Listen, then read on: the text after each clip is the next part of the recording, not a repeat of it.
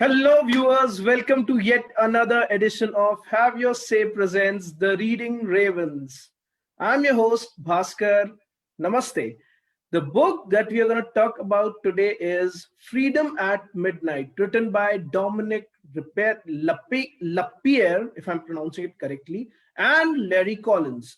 It discusses about the events that happened somewhere in 1947 to 1948. It is full of amazing anecdotes. Now, since childhood, all of us have heard so many stories about the day we got independence, but yet somehow all of us feel that we know very less. Isn't it right?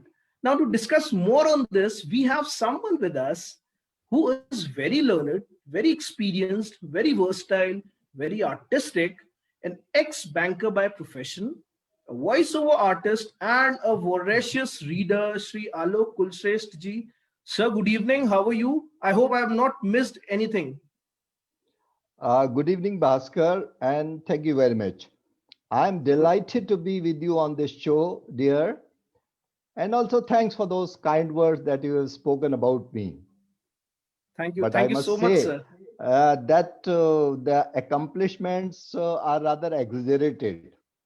In fact, all this is because we people have got lots of time on our hands, and we are trying to just utilize that time. We are retired people, we are velas, so we are just trying to utilize that time and try to read. And so I would say that your um, words about me were rather exaggerated. Thank you anyway. Thank you. Sir, Thank you. you're just being modest, but then thank you so much for sparing time. And we're going to talk about this book. So, starting on, sir, my first question: if you could tell us something about this book, about the authors, both the authors, Collins and Lapierre, and how they met. There's an interesting story behind that as well. Yes, Bhaskar. See, uh, whenever we talk about independence or independence and the events leading to independence, uh, two words, or rather two sets of words, they stand out. One is freedom at midnight, because we got our freedom at midnight, 14th August 1947, at the midnight hour. And another very interesting set of words is tryst with destiny. Tryst with Destiny is a very famous and speech. It's a landmark speech, I would say, by Pandit Jawaharlal Nehru, which he delivered to the Constituent Assembly on the night of 14th August 1947. And this speech is popularly known as Tryst with Destiny because he spoke with the heart. Our nation was liberated on that day, and he spoke with heart. I would, of course, talk about this speech and the background of this speech later on when we discuss further. But these two words are landmark words: freedom at midnight and tryst with destiny. And why I picked up this book and the authors, of course, I would be talking about. This book, there are so many books on Indian partition in our independence. There are books by Pakistan or Partition of India by Dr. Ambedkar. There's a very famous book, Train to Pakistan by Khushwant Singh. You must have heard about Khushwant Singh. Yes. He was a very, very great author. And then this book, Freedom at Midnight. There's another book by Bhishma Sahani. Again, Tamas. It's also about partition. Right. And there is another book by Balraj Sahani. Balraj Sahani, you might not be knowing, he was a very famous author as well. He was a film actor, but he was an author. Pakistani Safarnama. So these are some of the books. But why I chose this book is because it has described the events leading to our independence in a capsule, in a fixed time frame. From the 1st January, that is the New Year Day 1947 to the day Mahatma Gandhi was assassinated, that is January 1948. So it has taken that time frame, and in a such a concise manner and beautiful manner, it described all the events leading to the Pakistan, to the independence of India. As far as the authors are concerned, Dominique Lepere, I also hope that I'm pronouncing it right because it's a French word and French have Right. a way of pronouncing their own words. And Larry Collins. Yes. Dominique Lepere was a French national, and Larry Collins was an American. Let me also tell you that they both met in the Second World War. Larry Collins was drafted by the American Army. He was here in Paris, and Dominique Lepere was from the French Army. So they met in a cafeteria, and they became instantly friends. Somehow or other, the chemistry was such that they become instantly friends. उनकी दोस्ती हो गई. And after being discharged from the army, they took to journalist. They became journalists in different newspapers, Newsweek and Times and all those things. They became journalists. And after became journalists, they were trying to compete with each other for the stories in Europe. While the war was going on, they were trying to. But somehow or other, one fine morning, they said, "Okay, we are going to work together." And then they wrote their first book, Is Paris Burning? It's a very bestseller book. 10 million copies were sold. It was on the bestseller list for a number of years. That was written in 1965. And then another book was written. It was completed in 1970. O Jerusalem.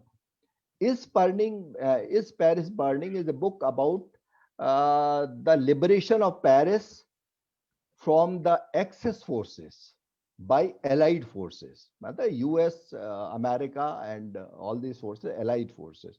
So, Yes. is Paris Burning about that? And O Jerusalem is about the birth of Israel. They are very exhaustive, researched, mostly research book. Uh, so that is about their career. But let me think what has impressed me is about the way they have gone about this task of writing this particular book. This is a result of deep research and investigative journalism. Investigative journalism and deep research. And, and mind you, on this book, Freedom at Midnight, they had spent about $300,000 Oh, in the research itself. I'll be describing how they got out. And again, they made lot of money. After okay. spending so much money, they made lot of money. So this particular book is about that. But to tell you something more, I would like to quote some of the reviews Yeah. that were done in 19. This book was published in 1975. Let me say, Okay. this book was Mhm. published in 1975, Yeah. and I think the review which I am going to read, there were reviews in very positive reviews in New York Times, in Washington DC, London Times, and all these newspapers, and in India as well, because the book was Right. related to India. So there were heavy reviews in India as well. So I'm going to read one of the reviews from the Boston Globe, which in all will give you an overall idea about the book, how Mhm. fascinating this book is. And Right. again, I'm going to say a very wonderful thing about the book is, though this is a non-fiction book, but Yeah. it reads like a fiction book. Right. Once you pick Right. up this book, like any investigative book or detective book, once you pick up the book, it is very difficult to leave it. So it That's though true. it's a non-fiction book, it's about the events leading to partition of India, independence of India, and so many things about our leaders, but it reads like a fiction book. So Right. the beauty of the good fiction book is once you pick up, it's very difficult. Anyway, I'll just read it out. Yeah. This review is by Margaret Manning. the Okay. Boston Globe. Outrageously and endlessly fascinating is my awestruck reaction to The Freedom at Midnight. The new short to be bestseller by Laurie Collins and Dominic Lepere. It is all here. Maharajas and tigers, Hmm. filth and squalor, extravagance and macabre sex, massacres, smells, starvation, cruelty, and heroism. Hmm. Collins and Lepere have made human history breathtaking and heartbreaking. That is what Wow. she wrote about it. Wow. Wow. So I think that sums up the content of the book and the tenor Indeed. of the book and the pains of the book. I mean, that Indeed, sums up the indeed, whole it book. does, sir. Sir, it is also actually Destiny, a French retired army person and an American retired army person coming together and writing about the Indian freedom struggle and that specific period that you mentioned from 47 to 48. Uh, I think this also adds to the credibility of the book because, as you mentioned, that there are a lot of Indian authors who've also written about the story of Indian independence. But then these two foreign nationals coming together and writing about Indian freedom adds more credibility to the book, isn't it, sir? Yeah, I'll tell you, when we talk about any book on history, any book related to historical events, the creditability and the facts and the source of the facts is always a big factor. Though I wouldn't discount कि every author or every writer has got a creative license to add something to the book. That is one part. Hmm. Creativity while writing is something is one part, but it should not be at the cost of the facts or That's correct. truths. Yeah. Truths. So Yes. I'm going to quote from the book. I'm going to quote from the book how it all came about. In 1970, these authors have completed their book O Jerusalem, which was, of Hmm. course, an instant sanction. So they were sitting in Paris and they were quite exhausted after doing that mammoth work. They were quite exhausted. Their publisher, Mr. Cartier, the Cartier, after serving them champagne, he said, Ki, why don't you write something on Indian independence and partition? Okay. Why we should write something on the Indian partition? Then this Cartier fellow had said, he was a publisher, कि I had gone to India to interview one old man, half naked old man. Hmm. And I was so impressed with that fellow. He was talking about Mahatma Gandhi. Right. He was Right. talking about Right. Mahatma Gandhi. So I was so impressed by his ideas. And that old man, half naked man, was the man responsible for bringing down the mightiest empire, imperial empire in the world to its knees. So the character of Mahatma Gandhi and the charisma of Mahatma Gandhi, in fact, they were so overwhelmed and they were so impressed by its entire scenario. So that publisher convinced these two authors to write a book on this subject, Superb. particular subject. Wow. Now, as far as the credibility goes, we have to take into account that the uh, role played by various personalities, various characters in the independence struggle. See, we are talking about 1970. Yeah. India had got its independence in 1947, Right. right? Right. So, not very many years have passed. Not very many. So many people were alive. So many leaders were alive. So many people who have worked in India and British Army and things like they were alive by that time. In fact, last viceroy of India and who was the transitional main character of partition from India, Louis Mountbatten. Louis Mountbatten, he was alive at that time. He had Okay. died recently. So he was Mhm. alive at that time. And Louis Mountbatten was the main source for the facts and the content of this book. And then another fellow, Cyril Radcliffe. You know, I'm talking about Cyril Radcliffe.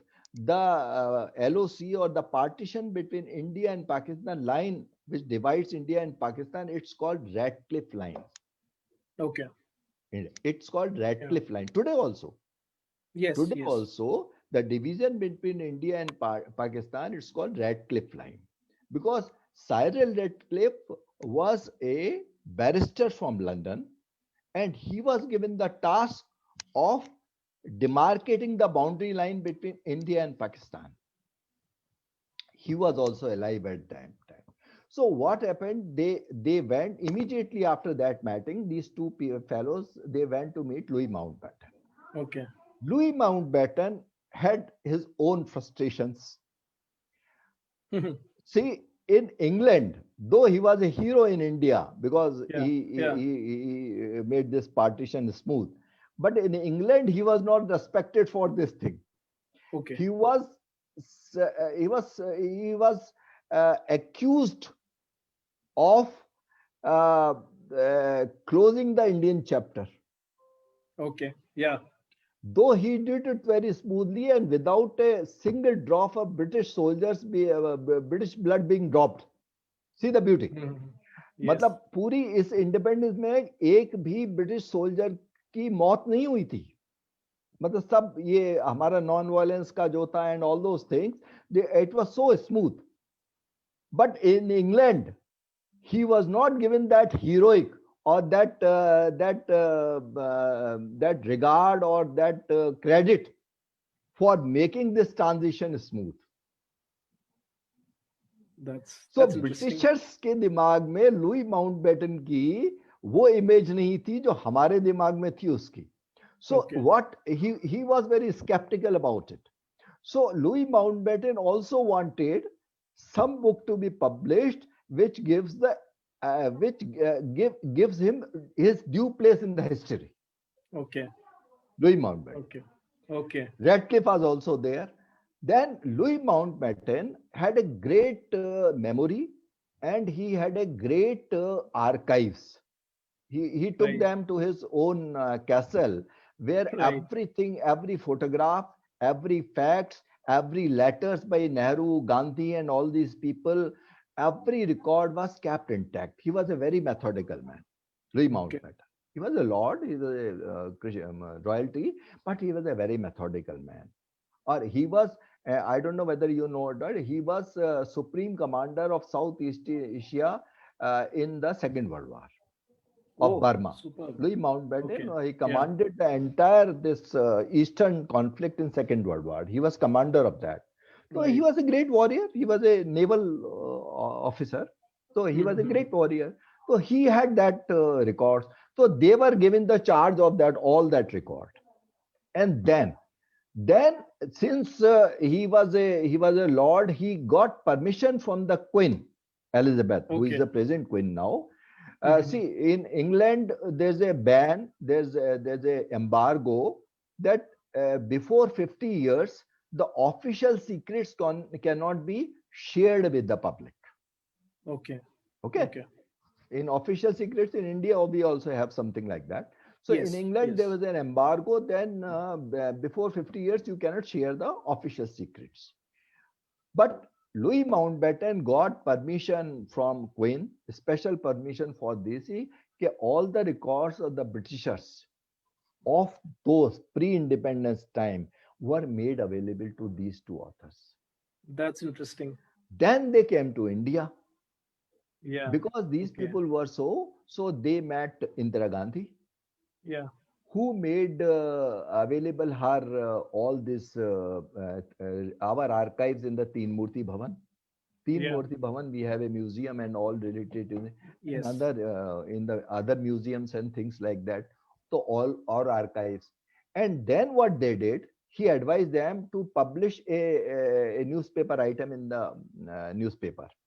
Right. Anyone who has got any information about his days or any experience of his days in India, Yeah. let them come forward. So there were numerous response to their advertisements. So these people, they went and interviewed the all ex-army officers of the British Army, their experiences, their shared experience in the Nehru, Gandhi, and some of the officers were those who put Nehru and Gandhi in the jail, Okay. right? So Right. they were such officers, British officers, and then they interviewed in India. And the beautiful thing is, they interviewed the relatives of the assassinator of Gandhi, Nathuram Godse and Okay. Karkare, who was later hanged. So Uh-huh. there's a lot of material on the assassination of Gandhi, Mahatma Gandhi. Right. Veer Okay. Savarkar, Mahatma Gandhi, and there was a Kapoor commission set up to inquire in the death Right. of murder of Mahatma Gandhi. So and then he interviewed Pyare Lal. Pyare Lal was the secretary of Mahatma Gandhi. He was like a shadow of Mahatma Gandhi. Wow. So he followed. They interviewed Pyare Lal and his family. जो भी उनके बाद में बचे थे nephews और brothers, they interviewed Pyare Lal. And so everything is such a it has been presented in such an authentic way, Wow. credible way.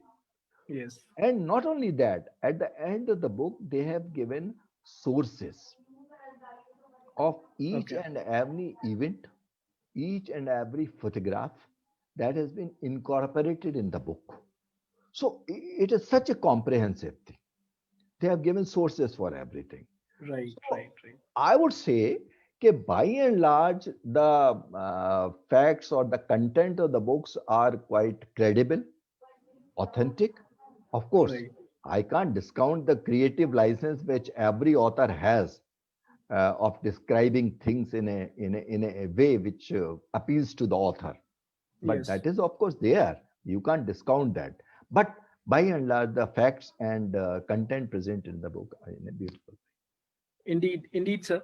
So not only the anecdotes which are mentioned in the book are interesting, but then the anecdotes which actually were there, which actually became the reason for the conception of the book, they are also very interesting. Uh, Ah, ah. right, sir? I mean, I Sir, mean, my next question is going to be on this only. But since we are running short on time, so the freedom of India and the entire freedom struggle, the entire movement is very emotional to all of us.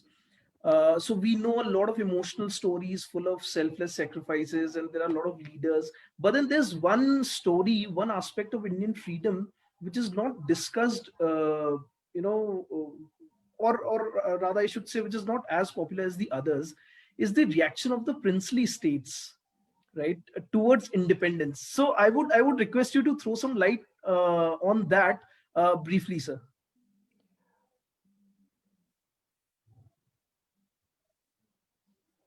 yes, uh, it has taken a almost there are 2 3 chapters devoted to these princes of India, Okay. prince or the princely states of India. See, I would try to answer this thing related to the partition of India. Mhm. When India got independence, there were mainly 2 types of states. One was the states which were under the British Empire, directly under the British rule, and other states were which were governed by the Maharajas or Rajas, but which have accepted paramountcy of Britain. Uh, uh, am I making clear? So, six central province UP, which was called United Province in those times, Punjab, and these places, no, not Punjab. MP, UP, and these were the states which are governed directly by the Britishers. They were directly under the British rules. But there were 653 states which were governed by the respective Maharajas. Maharajas. But their defense or foreign relations were with the Britishers. They were with the Britishers. ठीक है? तो ये लेकिन they were not independent in the sense that one representative of the Britishers was always there in their state in the capital, and he was called the resident. He was called the resident. So,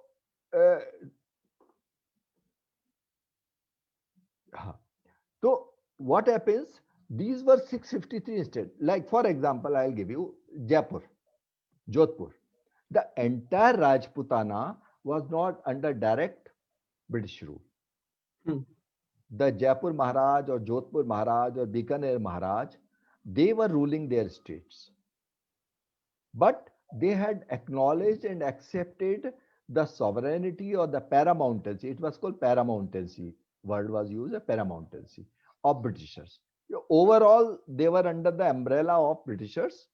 Their defense and foreign relations, they were not able to handle that. I mean, that was under Britishers, of course. So that was the state. Now, there are so many tales of the extravagant lifestyles of Maharajas. Yes.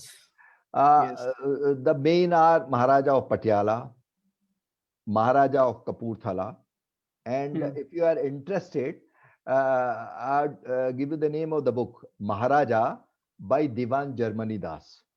Okay. It's again a different book, but it has a very classic description of the lifestyle of the Maharajas.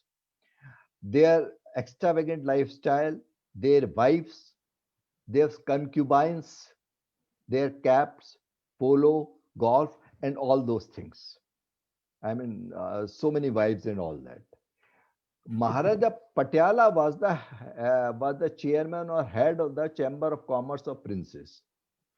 Okay. He was the head of the commerce. And among them, Nizam of Hyderabad was the most wealthiest state. Hyderabad, the ruler was called Nizam. Yes. Nizam. He was the most wealthy. And it is rumored that he had so much gold that gold can cover the pavement of the Piccadilly Circus in London. Wow. He was so much gold, but he was eccentric. He had lots of fads. So just to give you an idea, but Nizam of Hyderabad and the Raja of Kashmir, they were given the stature of 21 gun salute by the Britishers. So they were that wealthy. So I'd like to read for you some of the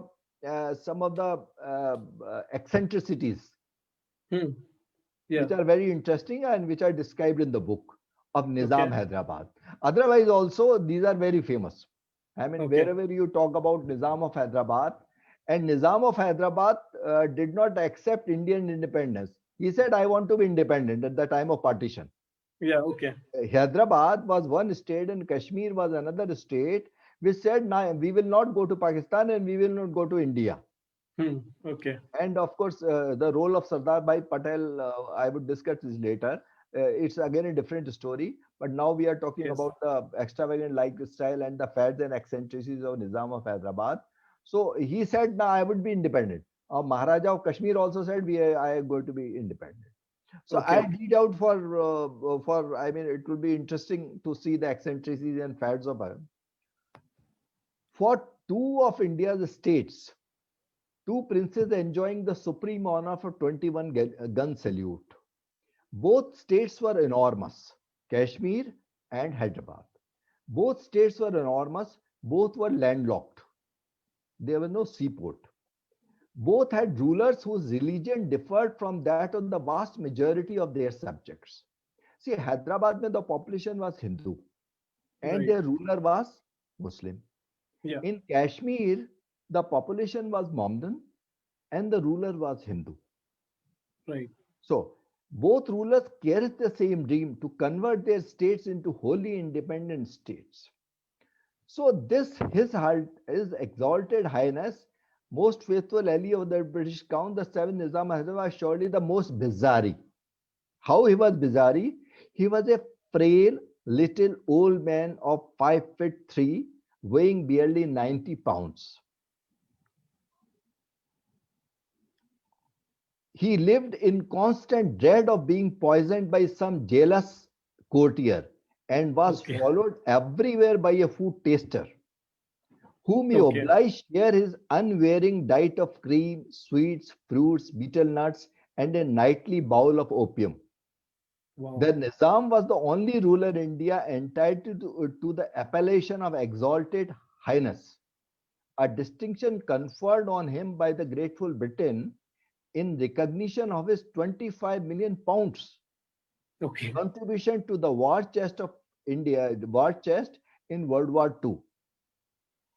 In 1947, the Nizam was reputed to be the richest man in the world. Richest man in the world, and the legends of his wealth were surpassed only by the legends of his avarice, which he sought to hold it intact. Okay. Come, he dressed in rumpled cotton pajamas. He Right. dressed in rumpled cotton pajamas and ill-formed grey slippers bought in the local market place for a few rupees. He was very stingy, बहुत कंजूस Yeah. था. For Right. 35 years, he had worn the same soiled, dandruff-crusted fez. Although, although he owned a gold service for 100 places. मतलब पूरी dinner set था gold का 100 places के लिए. He ate from a tin plate, squatting on a mat on his bedroom. So stingy was he. Interesting.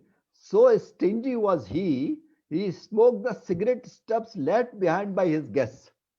Oh, that's too much. That's too much for being. I mean, uh, I just don't want to be such kind of a Nizam anywhere, even in the worst of my dreams. Never. I know. But इसके बड़े इसके एक्सेंट्रीज के बहुत किस्से हैं. Sir, इसका what was the reaction? Because now the monarchy or all this Nizam, being a Nizam or being Maharaja, all this status was going to go because India was going to get the freedom. So how did these people react to the freedom? नहीं, I told you कि Hyderabad said कि we want to be independent. We don't want to go to Pakistan and we don't want to go to India. So Yeah. Nizam wanted to be independent. In fact, the great credit goes to Sardar Vallabhbhai Patel. Right, right. There were That's so correct. many states which were not agreeable Hmm. to come to True. India. So in Nizam of Hyderabad, army had to be sent. It is called Okay. police action of Hyderabad. In Hmm, hmm, history, hmm. it is called police action of Hyderabad. The army was sent. Army was sent, and they were forced out of the palace of Nizam, and he was forced out, and he was asked to surrender, and the government took over, and then this accession was done. Similarly, Okay. in कहते हैं फिर तो Nehru sir जी बहुत गलती सारी से stories अपने आप बहुत आती बहुत गई बहुत आती गई. बहुत बहुत लंबा किस्सा है वो तो. And I'm sure, sir, we can do multiple other shows on such interesting anecdotes. Yes, yes, But yes, then, we can do. We can do. for today, we have only this much of time. I would again like to thank you, sir, for sparing time and talking to us about this book. Really, the anecdotes were really, really very interesting. And to the viewers, I hope you enjoyed this edition of Reading Ravens. I hope you were intrigued as me, so that you pick this book up and read it. This is definitely a very, very interesting book. I will come back next week with yet another edition of Reading Ravens. Till then, Stay safe, stay happy. Bye bye. Thank you. Thank you very much, Bhaskar, for the visual. Thank you so much, Very sir. much. Thank you.